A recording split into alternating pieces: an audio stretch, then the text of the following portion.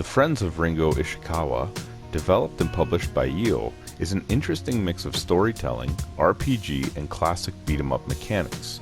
It has well-drawn pixel graphics that bring to mind Streets of Rage and Double Dragon, a chilled-out soundtrack, and depth you would not expect from a game of this type. The graphics are some of the most detailed pixel-style graphics I've seen in a long time.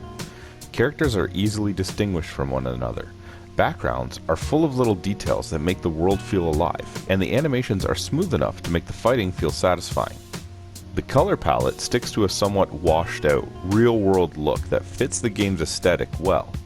In a lot of games that use pixel graphics, it can sometimes be hard to tell exactly what is going on at any given time, or what a given background element is supposed to be. That was never the case with this game. I always knew what I was looking at, and it always looked good. Some of the backgrounds, especially the open grassy areas, are downright beautiful. Much like the graphics, the sound is simple but detailed. Punches and kicks sound crunchy.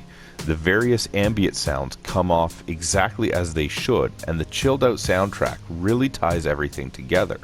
I often found myself smoking, in-game, just listening to the soundtrack and walking around with my hands in my pockets. The gameplay is somewhat all over the place. There's a lot to do in this game. You can pick fights with other gangs, play various games like ping pong and pool, eat, go for coffee, study for tests, read books, go to school, talk to various classmates, work out, and probably more that I never even came across.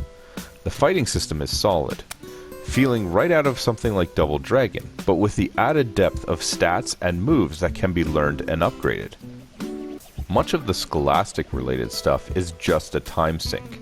Reading or doing homework just takes time to complete. Oddly enough, I spent most of my time pursuing these scholastic endeavors. I slowly upped my knowledge in various school courses, read every book in the library, and only really picked fights when I happened to find two gangs already engaged in combat, so I could get cheap knockouts and rob them of their pocket change. It took me a while to get into the habit of sleeping at proper times, and I found myself able to completely ignore the food requirements with no noticeable side effects. There may have been one, but if there was, it was not easy to tell. This is not a game for everyone. It takes time to figure it out. Many of its systems are not well explained and are somewhat arcane, and some of the activities can feel a little grindy. That said, it's an ambitious title, and I am sure there is an audience for this game that will absolutely adore it. I plan to play it a bit more, but I feel I need to actually do a bit more fighting to really find my personal niche in the game.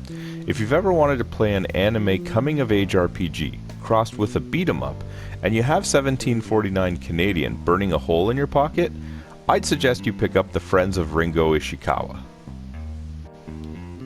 The Friends of Ringo Ishikawa earns a 7 out of 10. Hey, did you like that video? If you did, be sure to let us know by clicking the like button and leaving a comment. If you want to be first in line for any new content, be sure to subscribe to our channel and then hit up our Facebook page. The link's in the description below to see what's coming up next.